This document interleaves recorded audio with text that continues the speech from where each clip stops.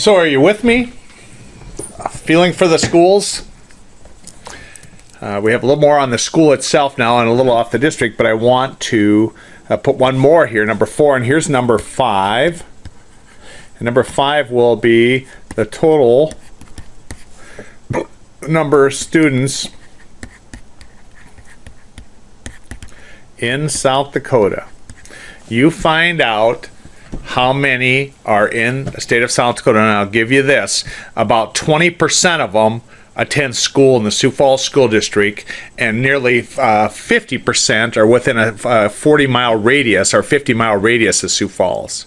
When you think of how fast the school districts are growing right around Sioux Falls, that nearly 20% are in Sioux Falls, and you draw, just say a 60-mile radius around Sioux Falls, you'll have half the students in the state. And so whatever angst that creates for you. But number 5 is you're going to look up, do an internet search, and you're going to do some massaging. You're going to have to do some massaging for terms. Look at years. If you find anything in the last 3 years, I don't want something from the 90s, but near as you can tell, you right here and mark it nice and clear. Number 5, total number of students in South Dakota. That'll be your number 5. So let's go on to more about organizing the school, these 99,000 schools. And here, that was the funding. I was reading here a little bit. Mostly what we know about is, dropping off students. Wherever you go, you'll find the basic architecture. And they're kind of, these authors are kind of making fun of that a little bit. Is interesting because they don't cite this at all. It says the difficult design of schools is frequently criticized as resembling a egg crate. If you view a school building with the roof off, you see that it resembles an egg carton, a series of cells or pockets with routes running between them. Some educational critics see the architecture interfering with the need to introduce new educational practices. For example, the walls, this is so interesting. Think of this, what they're contending here, what their contention is. For example, walls restrict communication between teachers and the channel, the flow of the student traffic. So they're saying these walls that we put in our classroom restrict flows. Teachers have to make an effort to see what goes on in any other classroom. Okay. Even when a school is built with modest attempts to change the interior space, teachers and students will seem to want to preserve the egg crate concept. For example, you may have visited an elementary school that had an open space design.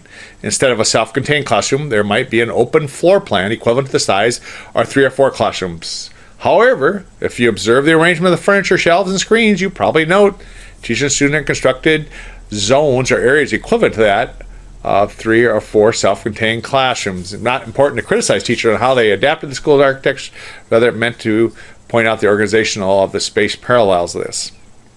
Many good reasons for organizing schools around self-contained classrooms. In the case of open space concept, the noise from 3 or 4 teachers and 90 to 100 students will be disruptive, and a little learning can occur. One key to successful use of open space, then, is to be sure the building is designed in ways to control and dampen the noise. So let me take you over here. And this was in the 70s when this was huge. And there were several schools built in Sioux Falls with open floor design as well as Rapid City. And within a few years, the teachers couldn't handle the noise. The first thing they did this would be like a drawing, how you would have teaching areas, different places, and students set up all into one classroom.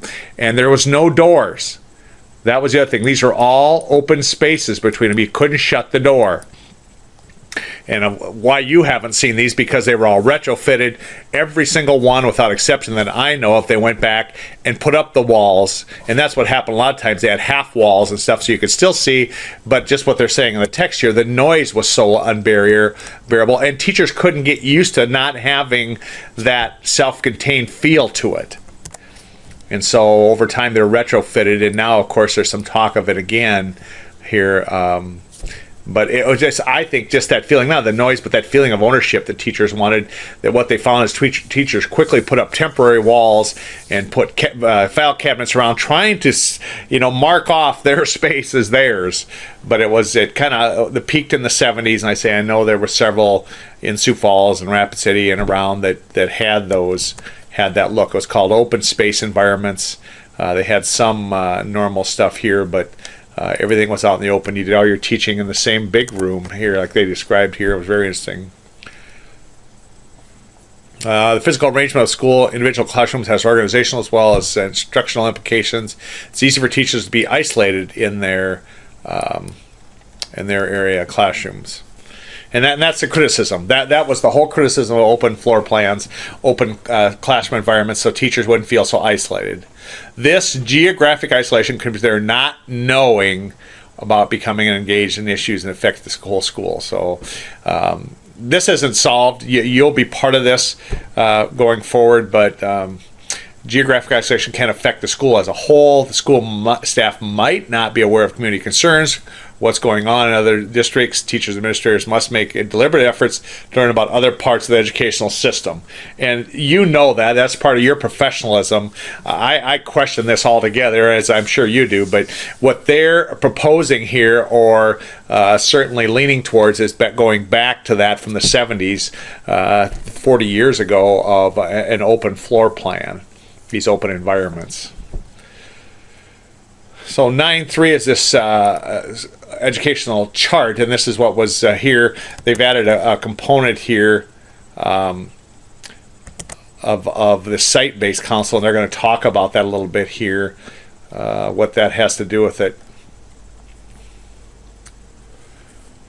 If you allow me to read this, all people in the school have been organized in some way. Their formal working relationships can be pictured in the organizational shown above. The principal is a single line of authority of all adults and all the students. And so, like I said, when I was in grad school, they said, "You're it, baby. If you're the principal, I'm sorry, it's up here. If you're the principal, you're responsible for everything in that building." Not the district, the building, if you're in a school like that. And then everybody, you evaluate everybody here, certainly this group here and maybe down here, but all the buck stops with you as far as what goes on as behaviors and incidents and stuff like that. So you're the single line of authority, adults and all students. Interesting, most experts on organizations advocate that no more than 5 to 7 people should be directly supervised by one administrator, yet in nearly all schools, the principal is responsible for a minimum of 30 adults and several hundred students. In very large schools, the principal may have 200 to supervise. As you can see, top-down leadership comes into play here. Number of formal roles and structures exist arranging this. So what about the principal? Well, as in school districts, schools also have a line and staff relationships. At the top of the school is the principal. By law, the principal is the final authority of that building, not the district. The principal's responsibilities include instructional leadership. And when I was in school, he said that was our number one thing, supposedly, was that the instruction in your building was solid and sound, that you had good instruction. Solid instruction, and part of that came from not only the curriculum and materials provided, but you as the principal hiring these people, finding the good teachers and hiring them, or making recommendation to the superintendent to take to the board. That's how you did it. And so you're involved with community relationships in your community, because of course most buildings, is even like a place like Sioux Falls, is that the school has a community focus. So you're responsible for supervision of the staff, including the teachers, secretaries, custodians, teacher selection and evaluation, students, buildings and grounds, provision of the contracts, attendance in the school, budgets, how much money is spent on your programs. Principal is a line of relationship with the school district superintendent. In large schools, the principal may have an intermediate supervisor, such as an assistant superintendent or a director of elementary or secondary education. And that all, you will draw all that out for yourself when you get your first contract of how that all works. And for the most part, you're not going to hear much about this beyond this class. So that's why it's critical that we talk about these things and what is that chain of command. And for the most part, when you get hired as a teacher, if you're in a school, it's the principal. Now, of course, a number of you are going to have teaching jobs that are not in a school. They work for different agencies or these different private and public agencies and stuff like that. There's lots of teaching jobs that aren't in a school building, so to speak.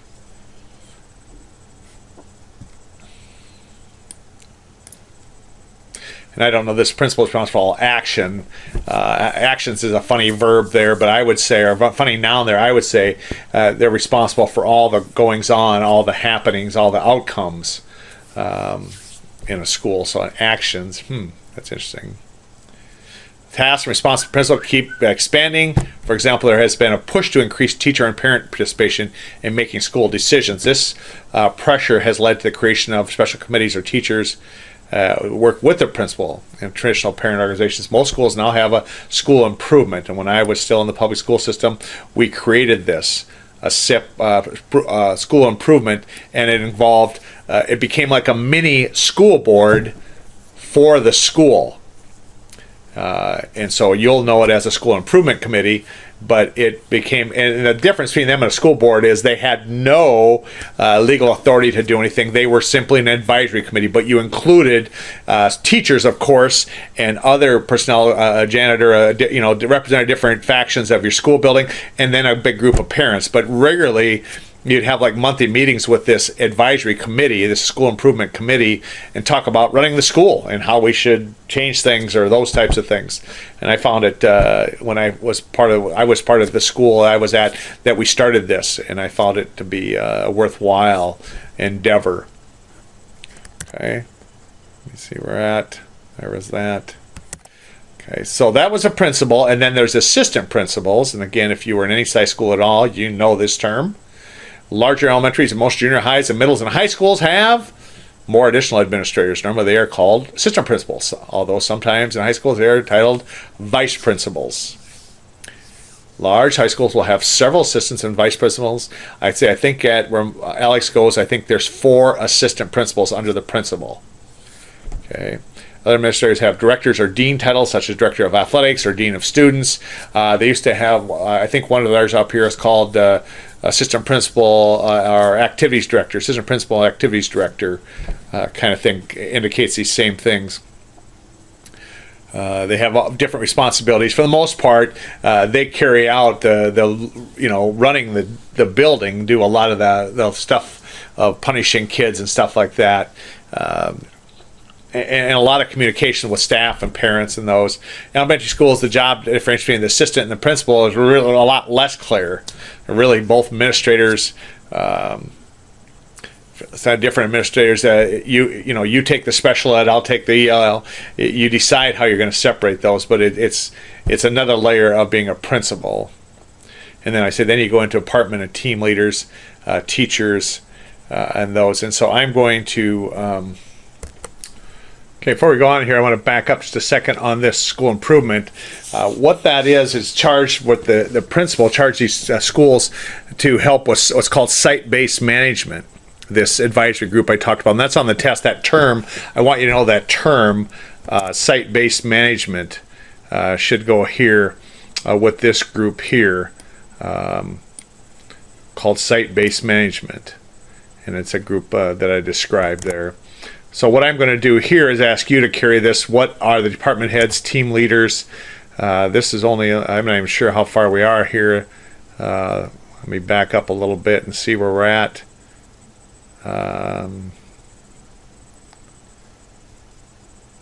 Number 6 is all, oh my gosh, I'm failing here.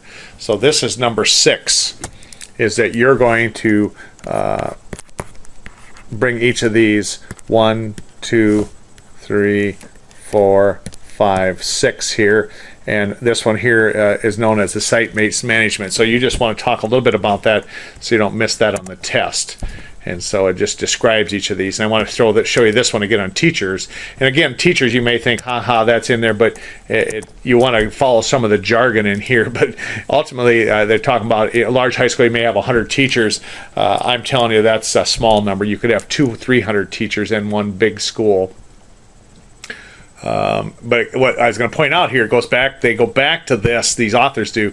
Teachers are busy in their classroom working with their students, and this is where the egg crate architecture of schools can be a problem. Okay, they're going back to this, making a case for open schools. Unless special mechanisms are used, such as regular department and grade level meetings, individual teachers can easily become isolated from the school as a whole. And the self-contained architecture of this, attending to 20 or 40 students in a classroom at one time, means that teachers have little time, opportunity to communicate with other adults. So it's very interesting. Old is new again. I say that here's some authors, and I guarantee these folks are college folks. They're not classroom people that are the authors of this, advocating this back to this open open school floor plan. As a consequence, the principal and other teachers need to work hard with other members of the school staff to facilitate communication. But I want you to talk about school staff and instructional specialists. Okay, and that'll take you down to here. And then I'm not going to do this at all. We're going to do something with this in our later thing, but innovation of school organizations like year-round schools, 4-day work weeks, staggered start times, later start time for high schoolers, and feeder school alignment. And again, I've put those all here. This will be our number 7, and you will talk about each of those. 1, 2, 3, 4, 5 things. Okay?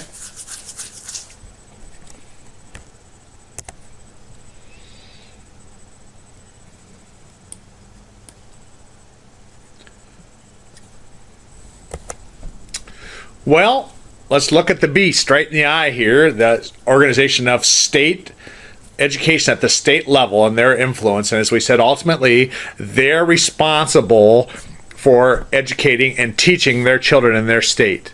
And how that comes is explained here. It says, like in Taiwan, the national constitution specifies responsibility of education, but the U.S. Constitution does not say anything. So the 10th Amendment applies, has been interpreted. So I'm going to come here and say to you, this is, I believe, number 8 here, is you're going to tell me about that. This is number 8, and it's the 10th Amendment. You just write it here. I'll tell you what it is, but I want you to have it in your notes. 10th Amendment. And what the 10th Amendment says, anything that isn't specified by the Constitution to do or prohibit to do goes to the state's responsibility. And why I'm making a big stink about that is I can't understand how the federal government can make us buy health insurance or collect our Social Security or all the things they do, pass federal legislation for education like No Child Left Behind, how that can all happen when they have never charged to do that by the Constitution. So for some reason they're still paying attention to this, and later in this chapter they're going to tell you they don't care about it here either. But for now, let's pretend like this is the law of the land. The 10th Amendment says it is, and so the states have always taken responsibility to make sure their citizenry are educated. Okay, states, the government units of the United States charge the responsibility for educating, and local school districts receive through that law the power to administer and operate the schools. All right, and we're going to look at this a little bit later, this organizational chart for state government. But let's talk a little bit first what they do. State legislatures within the limits express the federal constitution, and their own constitutions are chief policy. State legislators grant powers to state boards of education. Okay, so you've got to get that. The legislature grant powers to the state board of education. And State Department of Ed's chief school officers, those things, school boards, and other things like that. So that's the role of the state legislature. They grant the powers to the state board. Now, what does this board do? Here's the thing that is important and different than what you'd think. They have regulatory and advisory capabilities. And that is on the test. Those two, what is their job? And it's that, to regulate and advise. Regulatory functions include the establishment of standards for issuing and revoking teachers' license. Please don't miss that. The state issues your teaching license, not the university. We give you a degree and we make recommendation. The state issues the teaching license, and they revoke them if you've behaved badly. They also help you reauthorize them. Establishment of standards for approving and accrediting schools. So they do that, and they approve and accredit schools. Development and enforcement of a uniform system of gathering educational data. And they made that up because that was never part of them. But now they do that, and all states do it. Gather and collect data from their schools. Advisory functions include considering the educational needs of the state, both long and short range. Recommend to the governor and legislature ways to meet these needs. Okay, so here's a term. What the state does, they recommend. And they recommended in this state to adopt Common Core standards without input from the citizenry or schools. And they recommended, and the governor chose to adopt it. State boards' education and studying school problems and suggesting ways and proposals can be invaluable in legislatures, especially because legislatures are under pressure to decide many issues. So they are the recommending board for the legislature on what legislation to pass. And they wouldn't pass anything without consulting their head of the state Department of Ed. State board can also coordinate, supplement, and establish study commissions, and that is a big one that I think is a real strength of theirs, is to take a look at things. Okay, so how do you get to be a state board member? Get the position in various ways. Some are appointed by the governor, confirmation of the Senate. In other states, they may be elected. And the legislature, the school board members, and regional convention, they also confirmation by the Senate. The terms of the members of the state boards of education generally staggered like any governing board, so not everybody's going on and off at the same time. Okay. And members usually serve without pay but are reimbursed for expenses, and that's pretty common. You serve without pay, you're kind of an advisory thing to make roles. Policies of non-payment or staggered terms are considered safeguards against political patronage of it. And then what about this chief state school officer? Every state has a chief state school officer, and or known as commissioner of education or superintendent of public instruction. Some state superintendents are elected, others are appointed by the board or the governor. Elected official, the person will be close to people, responsible to them, free from obligations of other state officials. And the elected person will also be independent of the state board. Opponents of the election method argue that the method exposes the State Department to politics. Those who advocate the chief state officer should be appointed by a board. Governor claim this. Okay, so that's pros and cons of that. So let me flip back here. They have implied power. They didn't use that in the reading over education, and it comes from the 10th Amendment that you've put up here. State boards' regulatory and advisory roles are elected or appointed, and the chief state school officer is elected or appointed. And there's a lot of debate over that. And so, a couple things here we're going to do. Number 9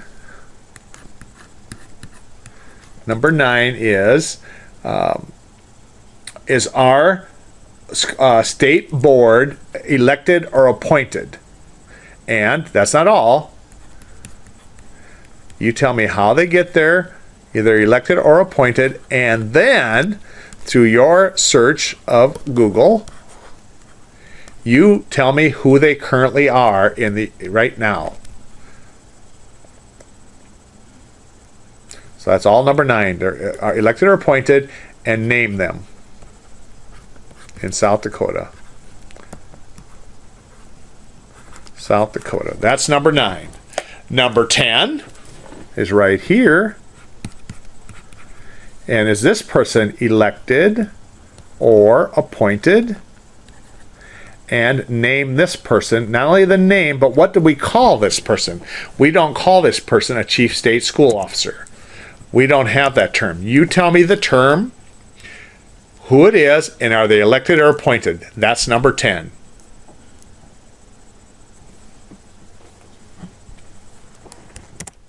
All right, let's talk about our State Department of Education. State government carries on its activities in education through a State Department of Education, also known as an SEA, State Education Agency. And you would not confuse that, so you don't need to know that. But that could be a term used to describe the State Department of Ed, which is directed by the Chief State School Officer. Okay? And so this department is directed by this head person, and they have a lot of responsibilities here, and I'm going to say that this is number 11, and this is from page 236. What are the responsibilities? Okay, they're operational, regulatory, developmental, public support, and monitoring. So bring each of those in a little bit what that means.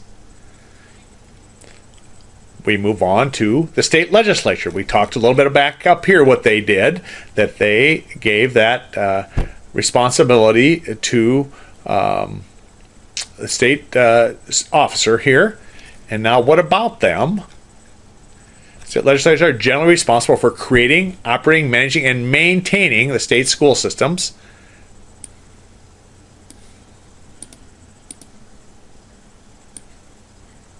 The legislators are the state policymakers for education, and again, they respond to things that come to them through this state head person. Also operate under controls of them. They don't have complete free reign on things. In these difficult economic times, the most important action of the state legislature involved in the decision of financing, and that's what these authors will always come back to, is how unfair our financing is. And that's their narrative throughout this entire textbook, is how unfair things are. And so it's go figure they would bring that in here. And the source of funds, including tax structures and distributions, all come from them. And why? Because how do we get our state legislators? Well, obviously you know that they're elected.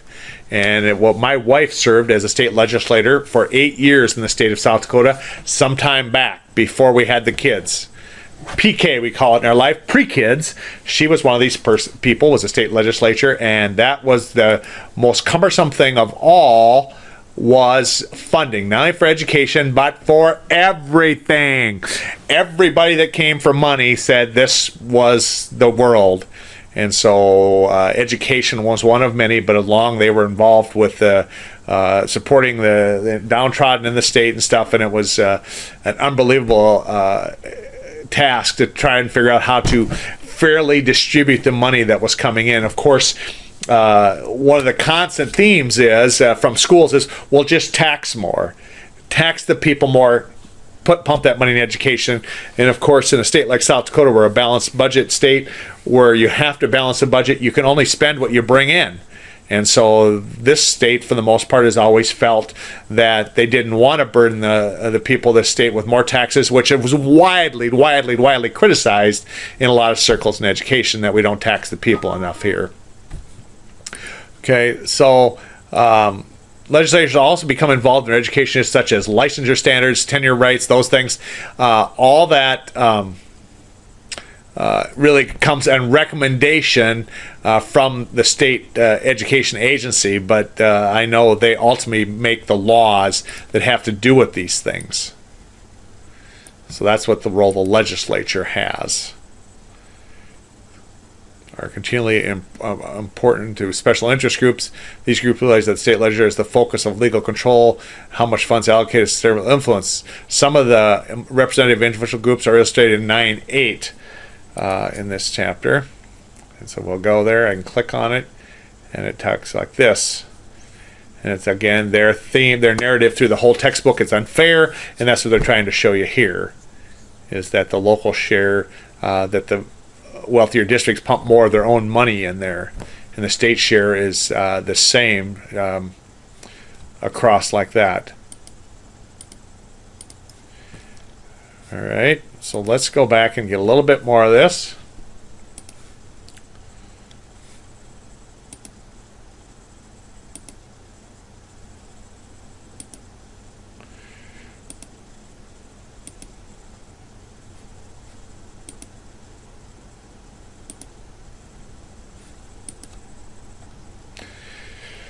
So it's not uncommon for more than 1,000 bills to be introduced each year in the state legislative session. So many of those bills originate as special interest groups. In recent years, have dealt with education bills on a wide range of topics, including accountability, finance, textbook, adult basic ed, length of school year, holidays, lotteries, those types of things. So a lot of bills come to deal with it. And what role does the governor have? Well, stock executive is the governor. Many governors have emphasized the importance of education in their states. Several Republican governors reversed the traditional perspective by supporting legislation that would reduce the influence in the rights of the teachers and public employees. For example, governors of Wisconsin, Ohio, and Arizona supported legislation to eliminate collective bargaining rights of teachers and selected other categories of public employees. Don't forget, the governors can also veto school legislation. and there is a dispute over the interpretation of legislation, a challenge of this continuity. Attorney General and state judiciary systems will become involved in it. So again, they are letting you know how unjust they think this is, unfair. Fits their theme throughout. I feel that the governor was elected and they were doing what they thought was best for the state and for the people and for the children. But these authors are disputing that. So let's jump back over here. It's the legislator, the policymakers, and the governor has final authority to sign or to veto laws like they do on anything else, as just or unjust as that may be.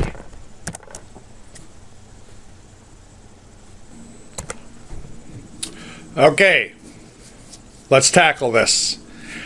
Paying. Who pays the piper? And it's big. It's complicated, and the most contentious part of this entire conversation is pay. And you'll see throughout this entire book, but certainly the rest of this, is the contention from the authors that it's not fair, it's inequitable. Okay, so let me start you off right here. What it reads here. School systems nationwide receive funds from federal, state, and local sources. You knew that. In recent years, that proportion of dollars has remained somewhat constant. On average, states provide about 46%, and locals about 44%. That's constant. And federal sources provide a little over 9% of it, of funding. However, as you see at 9.5, there are state-by-state differences in the amount of federal dollars received. Still, contrary to what you might have thought, public education is primarily funded by local and state sources of revenue. This means that the governor and legislature in each state will have the most say in how well their schools will be funded and where the majority of the funds will come from. Okay, what they're leaving out of the conversation is many federal dollars that filter down to the schools also come through the state. Okay, and so it's a direct thing. The state handles it, so the locals don't really have a say. The state decides that also. They have that, and that's what my inequity is here, is the locals have lost control. They no longer have control, and the courts have sided against local control because the courts say it has to be equal. No matter where you live, the funding has to be equal for them from the state. Of course, in South Dakota, if you're in a small school, you get more than you do in the bigger schools, but nonetheless, you don't have control. You sit there like a suckling bird waiting for the money to drop down instead of locally funding it yourself the way you'd want to. But they're contending here that the evilness here is the legislature and the governor, that they don't provide enough funding for you. Hence, the victimization that we as educators say, oh, we're the victims, we're not funded adequately. Well, part of it is that we've given it away. We've given that responsibility away over years, and the courts have taken it away, that we no longer have local authority to fund our schools the way we'd want to. We'll talk about that more later. So here, and this is the contention they have, and this is an ongoing thing for 100 years. What are the questions? Well, financing of education is considered the first question asked by taxpayers on how much do I have to pay? And I ask that all the time. How much do I have to pay? And how much will my school receive of what I pay? Because the taxes collected from me all don't go local, some go to the state. In the past 30 years, two other questions have sharpened the discussion. Does each school across the state have the same amount of funding? And this is the equity question. Is there enough funding so that students can achieve? There is 4 questions. So the equity question is there enough funding so they can achieve? And an adequacy or sufficiency question, the equity question was the center of many school funds lawsuits in the 80s, 90s, and beyond. In 89, decision of Kennedy Supreme Court brought the adequacy question to the forefront. The court's decision held that every child in the state had the right to an adequate education. You and I would never disagree with that. The direct consequence of that decision was that state legislators passing the Kentucky Education Reform Act in 1990, the significance of the KERA is that it did not deal solely with equalizing spending in each school district, that is, the equity. KERA went further by specifically connecting funding with implementation of school and curriculum reforms, specifying student outcomes and development of a statewide strategy for assessing. So, like usual, if you take the money, you have to conform, or the buzzword we use is reform, but that what really means is conform. Any questions related to the financing of education now has to deal with all three questions. How much will each source pay? Education in the news, featuring the beginning of this chapter. The other two questions that also be addressed is there equity in the distribution, and are resources adequate? Okay, those three things. By state and local, adequate questions address the same funding of all districts. Adequacy funding refers to the sufficiency. Is it the same for everybody, and is there enough? Those are the questions. And that can't be a surprise to you, correct? I mean, you know this. You may not have been as familiar with this, but you know this is ongoing. I say that's the victimization. We're victims here, that we don't get enough. And it all comes back to that question, what is enough? And what we make, I think, as educators, is we never say how much is enough. We just simply say more. More. Well, how much more? Well, I don't know, just more. And so you, going forward as our teachers of the future, you will come up with numbers, and you'll design formulas, and you'll implement plans that say to the legislature, this is exactly how much we need to do what we want to do. But we never see that. Do you ever hear that ever? How much? We simply say more. And when they give us more, we say, but more yet. More yet. More. And I say that's not the way to approach it. The way to approach it is say we need X amount of number. We want to add X number of teachers. We want to have this amount of teacher ratio. And this is what we need to do. This is what we need. We need this amount. But what we do is come back every year and say, no, you gave us more last year, but this year we need more. We'll never mind what it's for. We need more. So those are the questions. Is it equitable, and is it adequate what we have? So systems of taxation to support schools. The Education in the News article clearly illustrates how support for education is dependent on a variety of taxes paid to local, state, and federal governments. Each of these government sources distributes some of the tax dollars it takes into the local schools. This is here also federal revenues as a percentage of total revenues for public and elementary things. Okay, so South Dakota is the lowest, meaning they would have the least amount of control over us. But it's the least amount funded to the school. Okay, the three principal kinds of tax that provide revenue to schools are property tax, sales or use taxes, and income tax, which of course we pay all of. The property tax is generally a local tax. And again, this cannot be anything you don't know. Property tax, local tax, whereas the sales tax generally is collected by the state, and a local mix together. Well, income taxes are collected at the city, state, and federal levels. Okay, and we do not, and this is where we're criticized, have a state income tax. You do not pay a tax based on what you make here, and the critics, as well as these authors, would say that's horrible, that you should fund your education with a state income tax. And because we don't have a state income tax is why we are considered one of the best fertile grounds for the starting and growing businesses. They won't mention that here.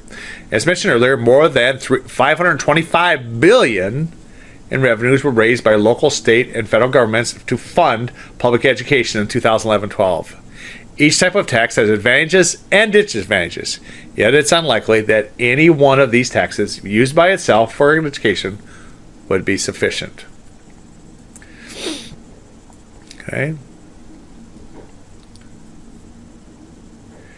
In evaluating that system, one should consider the varying ability of citizens to pay, and here comes back to their fairness issue, and the economic effects of the taxes on the taxpayer, the benefits of the various taxes received, and the total yield of the tax in the economy, collection, degrees of acceptance, all those convenience of paying, problems of tax evasion, stability of the tax. All these things come into play about how to fund it.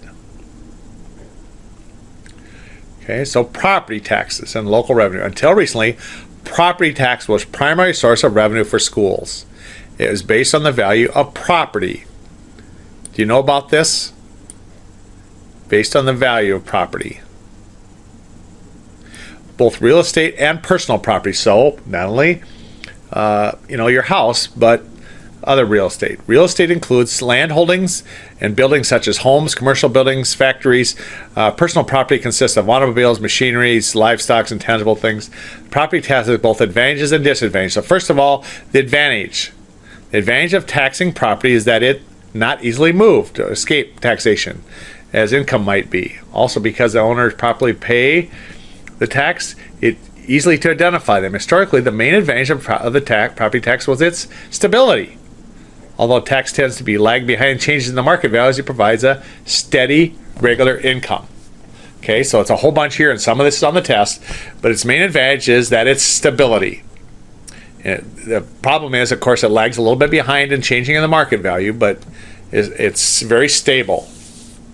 Steady, regular income for taxing. However, in the 2008 recession, there has been significant decline in property values. This led to reduction in taxes being paid, with the consequence of being fewer dollars for schools. Didn't happen to me. I pay more than I did prior to 2008. Here's the limitations that can have a negative impact on the value of houses. It tends to discourage rehabilitation and upkeep, and there's a question on the test about that, because both of these tend to raise the value of the property, and then the owner would have to do what? Pay more taxes. Tax is often a deciding factor in locating a business or industry, and it is likely not to be applied equally on all properties. Okay, here is their thing of it not being fair, but this is exactly why South Dakota is a vital, fertile business climate, because they don't have a state income tax.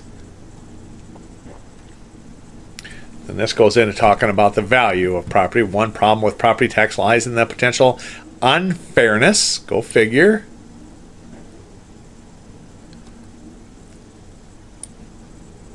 of the inconsistent property assessments, because it's what it's done. You're not selling your house in every day. We've been in this house for 20 years, so it's an outside government agency that decides what is your property worth, and then they assess the tax on that, and that becomes the unfairness because it can be inconsistently applied. In some areas, assessors are local people, usually elected, with no special training in evaluating property. Their duty involves inspecting their neighbors' properties and placing values on them. In other areas, sophisticated techniques involving expertly trained personnel are used for property appraisal. In either circumstance, assessors are likely to be subject to political and informal pressures to keep the values low in order to keep the tax rates low. But here's what I don't understand. See, they're implying that this is a bad thing, and I'm saying I'm paying the bill.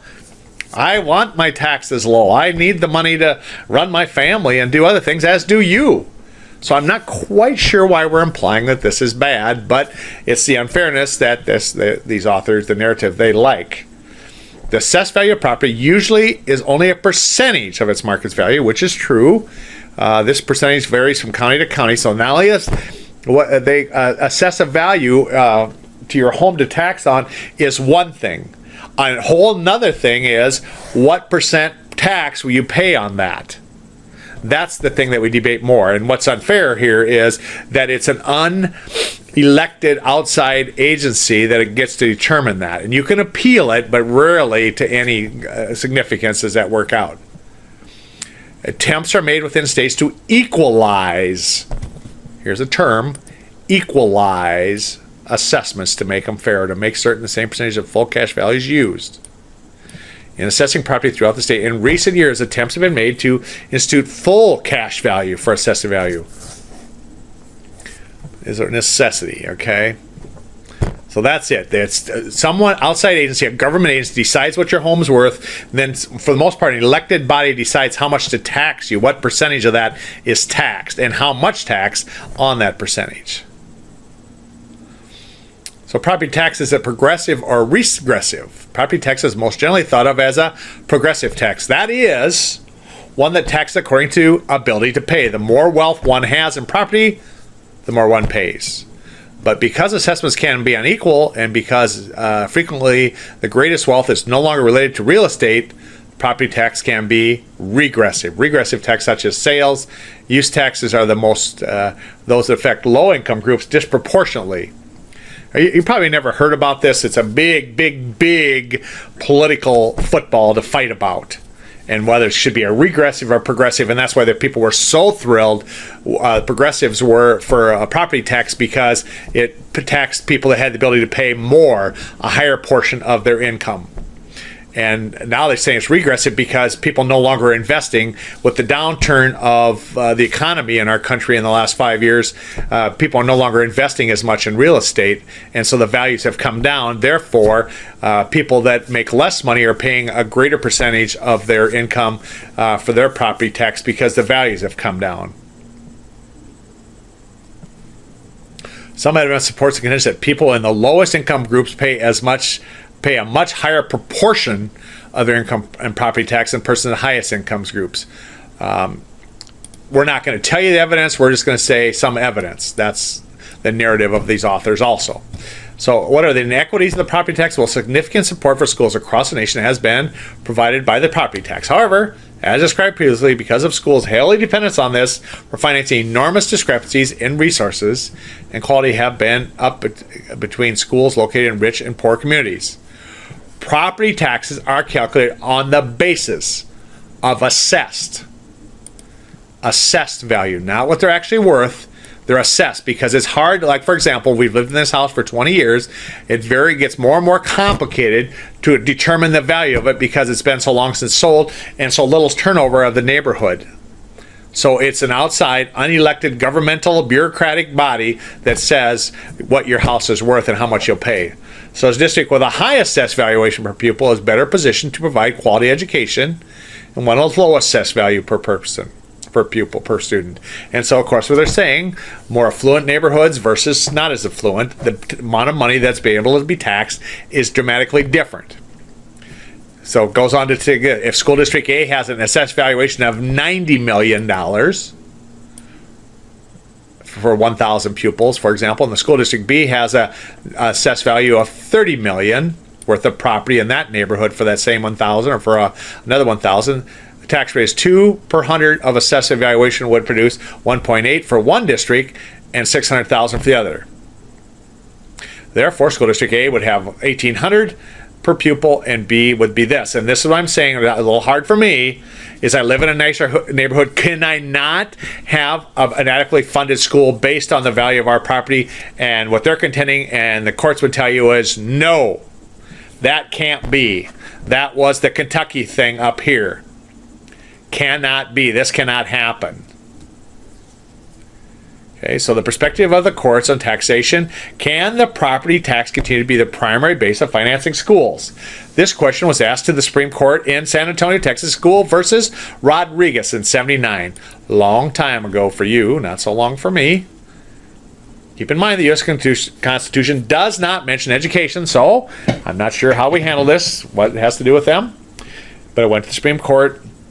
So any litigation that has been based on indirect connections. In the Rodriguez case, the challenge was initiated under the Equal Protection Clause of the 14th Amendment. This clause prohibits state action that would deny citizens equal protection. The Supreme Court, in a 5-4 decision, reversed lower court decision Rodriguez, thus reaffirmed the local property tax as a basis for school financing. Justice Potter Stewart, voting with the majority, admitted that the mention of financing public schools can be fairly described as acadic and unjust. And that's where they got that before. And because this judge in this decision, writing the decision, said it can be acadic and unjust. He did not mention, though, find it unconstitutional. And the majority opinion written by Powell stated, we cannot say such disparities are the product of a system that is so irrational, discriminatory. Justice Marshall, in the dissenting opinion, charged that the ruling is a retreat from our historic commitment to equality or of education opportunity. Okay, so I'll let you go through that. So let's jump back here and say property sales and use of taxes are primary, and here it goes through the advantages and disadvantages of property tax. So we talked about this one already: steady, regular revenues and potential negative impact on value homes. Because why? Because you may not fix them up and rehabilitate them because it increases the value and you have to pay more taxes. We recently, in the last 4 years, finished the basement of our house, and our taxes went up $1,000 a year because we did that. So there, I did addition, I rehabilitated my home, and what did it do? It changed the value, but the value doesn't do anything for me today. I would hope someday I would sell the house, that value would change, but in the meantime, simply by changing the living arrangements here, I pay another $1,000 a year. That's the disadvantage of this type of tax. So here in the revenue is fixed, it's very consistent, and it might discourage business development. Here an advantage is difficult to move to avoid paying, like we can from other taxes, and likely not applied equally because it comes down to the assessed value and the value of the homes that are funding that particular local school. And it's easy to find the people to tax here, and it has a potential for significant inequities here, and that's where they come. So can't be unequal. Tax become regressive. Like I say, for a long time it was thought to be progressive, but when the value of the homes turns down, people quit investing. We turn to regressive, which the authors would say is the side of it here. So the disproportionate to low-income folks in funding between the rich and the poor districts. And like I say, I think there should be some value to that, but state courts and state governments say it can't happen. Problematic, but constitutional. Standardized measure of funding of it. Okay. So what about the state sources of revenue? This was the locals here, how we fund it. Okay, talk about states then. Well, clearly, states are the major source of funding of schools. In the most recent year for which statistics are available, the states provided 48.3% of this. This money is referred to as state aid, and you have heard that term, state aid. And within most schools, states, and nearly half the money that funds your school comes from the state. Within most states, all or a major portion of this money is used to help achieve equity and opportunity. And that got more and more to try and level it out. The state kept paying more and more, a higher percentage of this. And the main source of tax revenue for states have been classified by the Department of Commerce in 4 groups: sales and gross receipt taxes, income taxes, license and miscellaneous things. So that's how they come. And again, in this state, we don't pay a state income tax, but we pay lots of sales and license tax. Sales and gross receipt tax include taxes on general sales, motor fuels, alcohol, insurance, amusements, entertainment tax. Income tax include both individual and corporate. We have a corporate income tax here, but it's quite low compared to others. License include those motor vehicles, corporations, occupations, which vehicle operators, hunting and fishing. Yes. Do you know that? We tax hunting and fishing. I pay some of that. Miscellaneous classification include property taxes on severance or extraction of minerals. And that's what they have in North Dakota right now. They're extracting minerals called oil. And death and gift taxes. And that's another huge source of revenue that's bantered about a lot. Two largest sources of revenue are sales and income. So again, you can imagine in our state, all the other ways we try and raise that money, because we don't have an income tax, a state income tax. We pay the feds like everybody else. So sales and income tax are lucrative sources of revenue for most states. Okay. Also is relatively easy to administer both. Well, how do you do it? It's collected someplace else. The sales tax is collected bit by bit. in a relatively painless way by the vendor who's responsible for keeping records. And now the technology really makes that so much simpler than it used to be. It used to be somebody did that all with a double entry ledger and stuff, but paper and pencil. But you think of now how this is all, most everybody, even small businesses now can have electronic computers, tiny things that fit on their iPad that will track all this as you sell things and collect the revenue from it. The state revenue, income tax can be withheld from wages, hence collecting is eased. Income taxes are considered progressive taxes because they frequently are scaled to the ability of the taxpayer to pay. Sales taxes are regressive, meaning that we all pay the same. All people to pay the sales tax group. So income is regressive because the more income you have, the more you pay. Sales tax are regressive because everybody pays the same regardless of their ability to pay. And again, this is the narrative of these authors through the whole text is fairness. It's not fair. Part of the advantage of sales tax and income tax is that they can be regulated by the legislature. How much is regulated by the legislature? Uh-oh. Did you see this coming? Did you know this? That's right. Gambling. That's what we said in South Dakota when we instituted gambling about 20 years ago, is we're going to use the money for education. And the people bought it. They voted for gambling to allow gambling in the state, and immediately we started putting money in the general fund instead of in a education fund. And then what we do spend for education, we balanced it out from someplace else. It takes you way back to 64, and in New Hampshire implemented a lottery. Since then, legalizing gambling in its many forms, from casinos and riverboats to horse racing, have become important sources of state and revenue. And I say, and you know how square I am, I call it a sin tax. For the most part, those are considered sinful things, and the only thing I would add to it is cigarettes and alcohol, and we'd have sin tax. Okay.